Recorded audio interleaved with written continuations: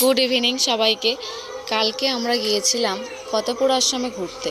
ফতেপুর আশ্রম থেকে আমরা একটু কিছু খাওয়ার মানে স্ন্যাক্স টাইপের কিছু খাওয়ার জন্য চলচ্চিত্রে ঢুকেছিলাম। সেরকম কিছু স্ন্যাক্স পাওয়া যায়নি, তাই জন্য আমরা চাউমিন অর্ডার করি। চাউমিনটা ওখানের বেস্ট মনে হয় আমাদের। যাই হোক, তারপরে দেখলাম যে অনেক রকম মকটেল নতুন অ্যাড হয়েছে।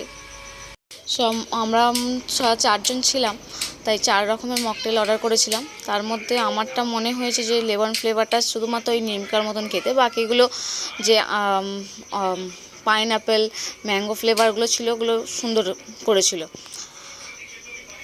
বাকি চাউমিনটা তো সবসময় সুন্দর থাকেই, মানে ভালোই হয়।